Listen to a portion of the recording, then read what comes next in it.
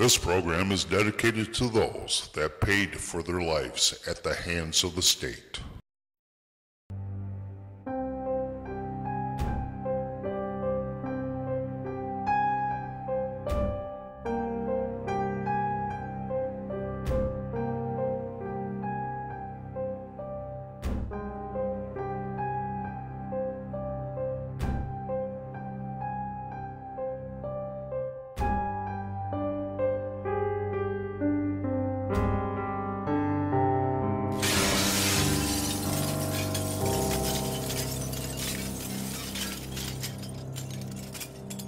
From the West Michigan studios of WKTV, let's go inside for Silent Voices. Okay, we were just discussing who would be dealing with this, what committees we're talking about. We had testimony I'm on a committee called Children, Families, and Seniors, and obviously this falls into that policy committee. Dave Agema is the chairman of the appropriations for DHS, which governs all of these areas. And we had the DHS director come, and Dave shared that he had a friend that had taken his child out of a restaurant to give him a spanking because he was throwing food in the restaurant. And he was called by Child Protective Services. Child Protective Services, accused them of abuse. He had his child taken away, luckily for just a couple of days, and was able to get his child back. And Dave asked the question of that director, is corporal punishment, is spanking my child a sign of abuse? And the director said, probably. And he said, well, what determines that? And he said, if you leave a mark, or if you leave a bruise, or anything on the child. Well, I can say this. My mom raised 4 boys, my mom and dad. And I caught some pretty good spankings in my day and deserved every one of them.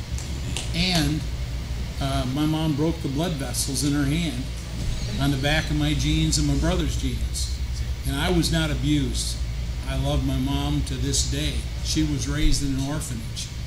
And I think one of the problems that we have in this state and this country is we've lost the family as a central unit of our society, and we've taken that family away. We've expanded programs in our government to the point where probably very little is known about what they're doing, and it needs to be known. You mentioned the decreasing budget. Maybe you have a situation where you start at 0 and then prove why your program is needed and what's happening. I think that an opportunity for committee hearings on some of you people sharing your stories and how those stories have shown that that particular agency is out of control, I think would definitely be a good start. Definitely not the final answer. And obviously, we've got to hear from all sides of the story. I don't listen to just your testimony. It's only fair to listen to all testimony and make sure that all the facts are out in front before that happens. But just in my own personal knowledge of a good friend who's a pastor, who had a daughter that went to school and told one of her teachers that her brother was going to kill her when she got home because she had done something to his room. And the friend told the teacher told C.P.S. C.P.S. took her away. And my friend fortunately had enough self-discipline and control not to scream at the woman that came to his house and said, we're not giving your child back until we can know she's safe. And he was furious, as any parent would be. You've taken my child, you've taken testimony from my child and never even informed me as a parent. Your parent is the person that is first in that child's life and should be first. So for me, I think our government's supposed to be there to assist families, not to get in their way or to disrupt them. So I would love to see some movement forward in that area, and definitely would be willing to have some of you folk that I've heard tonight be able to give testimony. When you do that, make sure that you are very careful. I know sometimes you want to name individuals because they've been against you, but all that's going to do is get you in trouble legally, and you don't want to do that. So be very careful in those areas, but definitely keep the proof that you have. Make sure that you have that, because these things need to be vetted and properly brought before the committees that have control over those agencies. Our government is out of control in many areas.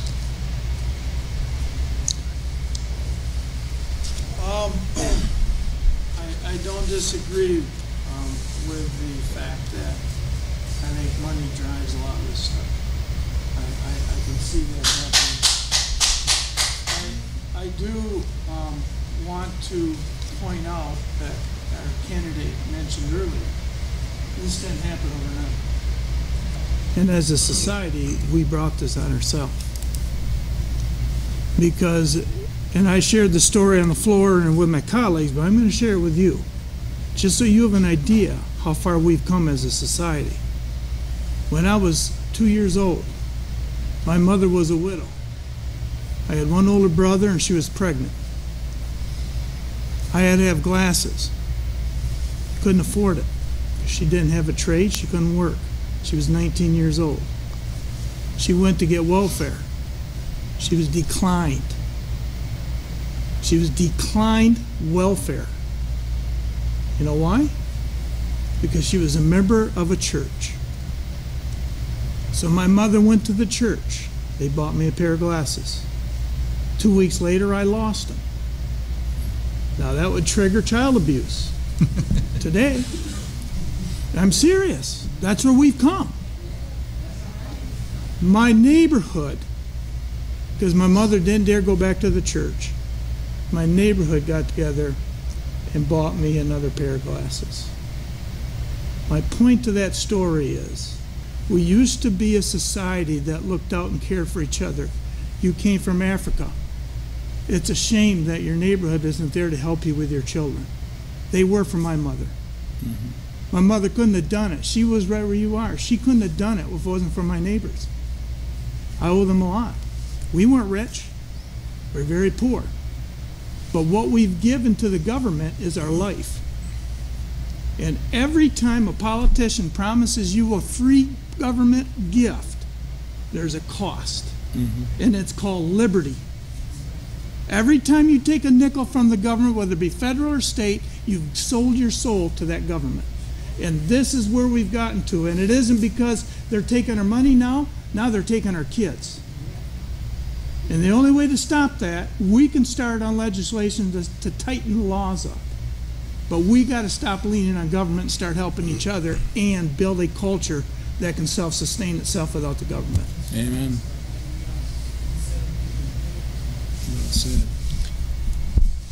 Well, boy, I wish I'd gone before Ken, because he said it well, and he said a lot of what I was going to say. I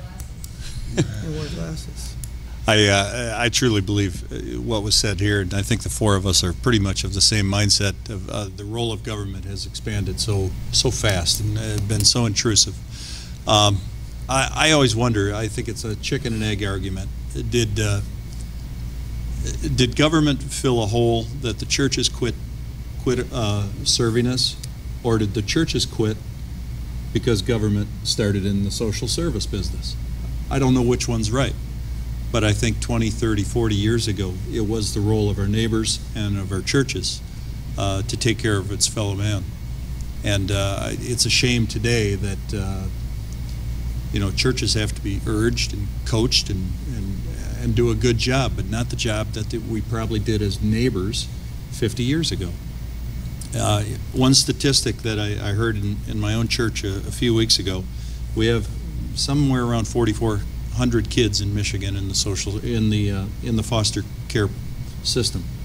We have 10,000 churches. That's a solvable problem. That's less than one child for every 2 churches. We can do this without the government if we'd all just say it's our responsibility. It's my responsibility. It's Joe's responsibility. And we don't do that enough.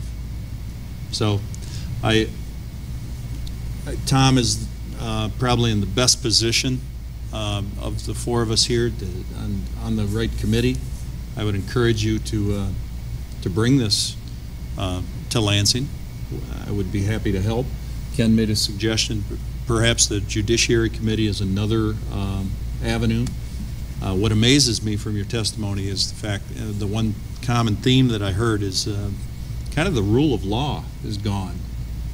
That there's the lack of evidence to basically convict you is pretty scary.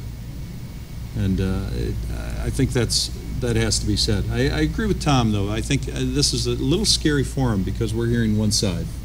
And I think we need to have both sides at the table to hear the other side of it as well. But I would be happy to assist if I can. Are you aware there was a committee a couple months ago, a meeting held? DHS, the director herself, was invited, dealing with this particular issue. No one from DHS was there to be able to respond to the people who were supposed to challenge DHS on their complaints. Nobody from DHS could respond. State Representative Ajma gave it to somebody from DHS who was only there for finance, solely for finance, and gave it to this female individual and said, I want to get a response. To this day, after calling Mr. Ajma's office, they still have not received a response. I myself have called. Ajma's office and the committee hands are particularly tied at this time because all they can do is what? Appropriate funds. But yet, as you see, we're only a few compared to millions or thousands within the state that's going through the process of alienation from our children and division of a family. So what do you do when you do have your local government?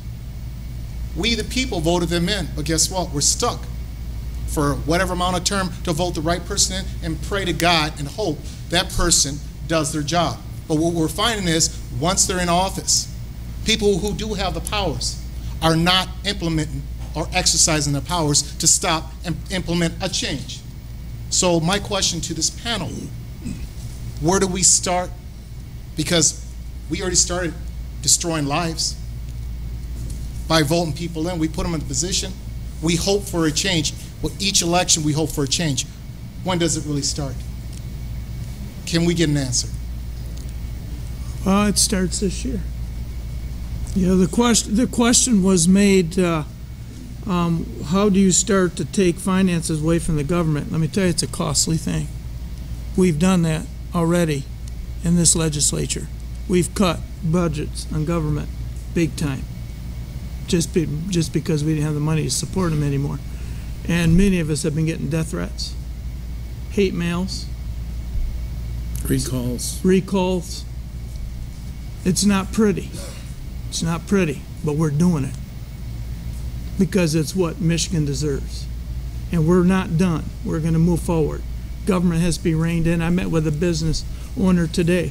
Same type of scenario that I heard from you, only it's what they're doing to his business, and they're choking the life out of him. That's why our jobs are gone, folks. It's the same scenario with every public, private, or private entity that's out there. And when we call and we can't get answers for a month or two, that's something, because we're supposed to be the government. And we can't even get answers from our own departments that are under, the governor's direction. So it's time to shake them up. I know he's put some new directors in, and I think we've already seen some good movement in some of those areas. It's a beautiful thing, having new directors, but what's sad is when you have a new director in, and that director is not aware of same people are in place that was corrupting the system before. You spoke earlier as far as contacting the Judicial Committee. How many people here have contacted the Judicial Committee? Okay, and no results. Please, go ahead. My name is Richard Owens. I live in Lowell, so I've had home in a couple of your areas. I deal with the family court system now, and I thank God every morning, every evening that I go out and look at the C.P.S system. And do a lot of volunteer work at Water for Schuylkill here in King County. Through our Schuylkill, I've had contact with a lot of people that deal with the C.P.S system. This lady over here in the corner brought up an interesting subject. You already have, in my opinion, the laws in place. But in civil court, or family court, you guys, not you guys, but previous seat holders, these circuit court judges a wide range of latitude in interpreting the law. That's right. You heard today that you got some judges, and I could add to the list, that make the law up as they go. They ignore the written law. They make their own law. And if you guys are going to spend all this time and spend my taxpayer money writing these laws up, I'll be honest with you, I want to see them enforced. I don't want some circuit court judge who doesn't know anything about these people's children to give up those kids' rights. That's right. I don't want some circuit court judge in family court, to give up my rights because of the wide range of latitude that you guys have allowed the circuit court judges to have. It needs to be, in my opinion, start with taking away that wide range of latitude and start making these judges follow the written law, not their opinion or their feeling or how you're dressed today or I don't like how you look or I had a rough night last night. So, All right, well, thank you very much for that. Mr. Van Worken, you have something quick, a minute? Sure. And, I just we're wanted almost to, out of time on our tape. Absolutely. Just want to introduce myself as well. Greg Van Worken. I'm the district director for Congressman Bill Huizenga. Previously, I served in Washington, D.C. with Congressman Pete Hoekstra, who was a champion of parental rights. I can tell you, me, him, Pete, and another guy in our office would devise different ways to educate the public on this issue. We would we create a website on the issue.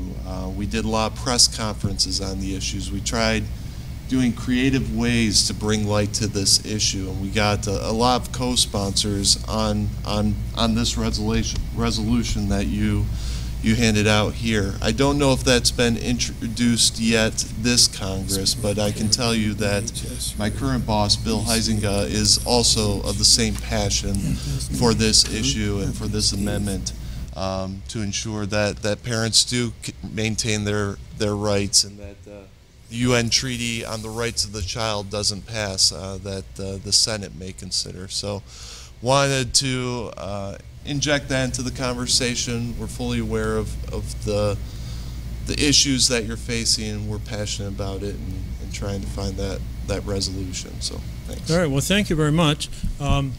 My part will be fairly short here, just some suggestions that have come from our group, and we've kind of put these down on paper in a small committee with, say, Judith and Dean and myself, and approved them by our board and so forth. At the international level, we cannot have the United Nations Treaty on the Convention on the Rights of the Child, as Greg has just mentioned. At the national level, we've got to have the United States Parental Rights Amendment that Peter Hoekstra sponsored first, and that I believe will be introduced real soon, and we've got to get people behind that. And so at the state level, what we need is for you folks to memorialize the Congress to get that Parental Rights Amendment passed. Dave Agema had a resolution. It got stopped in committee, even though it had a majority of co-sponsors. Bill Hardman had sponsors, and we have been talking with them. At the state level, there's something that we have to suggest that is a voucher system to replace, modify the court-appointed attorney system. Right now, court-appointed attorneys are getting a contract with the judges, okay? And I can show you in my county which court-appointed attorneys gave how much to which judge's campaign. And I think there might be an ethical problem there. okay? Our suggestion, and this came out of this group and came, Fulton Sheen wrote it first, and I think probably most of you know Fulton, good guy. Some kind of a voucher that says, here's your voucher, go find an attorney, pick anyone you want. We pay this much. And I'm telling you, I have a friend who I am afraid he will soon be sentenced to life in prison because his court-appointed attorney fumbled the ball. And another attorney who's a friend, his comment to me was, these court-appointed attorneys, they just lay down for this. So that's something that can be fixed, okay? Hearsay is something that can be improved, hearsay in court. Licensing of Child Protective Services workers, we're hearing low levels of education. You heard some very unpleasant comments that have been made by C.P.S. workers. One of our goals is to raise the standard of proof for temporary removal from preponderance up to clear and convincing. We want to see the standard for, and I'll give you the list, so don't worry if you're not getting this, but we want to see the standard for termination of parental rights raised from clear and convincing up to beyond reasonable doubt. Think of this as, this is the worst thing that could happen to a good parent, is have their children taken away and gone somewhere and not know where they are. And they spend tens of thousands trying to fight it. I just got a seatbelt ticket, we had a polite conversation, shook hands with a police officer, thanked him. I said, if I told you a pretty girl distracted me, would you tear it up? He said, I didn't see one.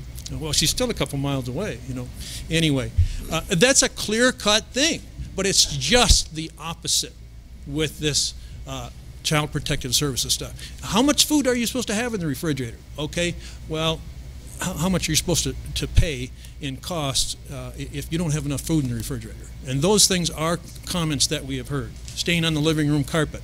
And one person here spent $60,000. That's an awful lot of money. Dennis had his water tested in the kitchen to see if it was hot enough. So these are some of the things that can be done at the state level. We need to do a better job of defining what abuse really is. We have a terrible term called best interests of the child. If we asked 1,000 Child Protective Service workers and judges what that meant, we'd get 1,000 different answers. We have to do better. The director, and he couldn't come up with a good answer. So those are some of the things we need to do. Those are things we can do. This a legitimate term, it comes way out of early on, and has nothing to do how it's been distorted. So we are about out of time on our tape. I want to thank everyone for coming, for behaving in such a cordial manner, even when you've got such hurts in your heart. I know what it's like. Yeah, and I want to thank you, gentlemen, for coming. We hope that we have begun a conversation, not ended a conversation. We hope that we can get some things accomplished. We hope that we can improve the system. Well, at the federal level, one of the biggest things is that flow of federal money into the states. I know when I worked topping onions, I knew it was 10 cents a crate, and I worked, fairly hard to do it. When I worked on a piecework basis as an auto mechanic, I knew just how long, what was going to get paid for, and I remember a tune-up I did in 15 minutes, and I did it right. Okay? When money is there, money talks, and that is what happens when there's a flow of money that rewards states for taking children from their parents. It kind of puts an ethical conflict in the system, kind of puts a little perversion in the system. That's one of the things we need to do. What the states can do is memorialize the Congress to make available more flat grants, such as Florida and California used. Rather than getting money on a piecework basis, they got a flat grant, and that was done under the Bush administration, and those have run out. That's one thing that can be done at the federal level. So there are things that can be done, and again, I hope that we have begun a conversation, not ended a conversation. I hope that we can work together to improve this. Again, thank you all so much for coming. And it's been good. I appreciate it very much. These men have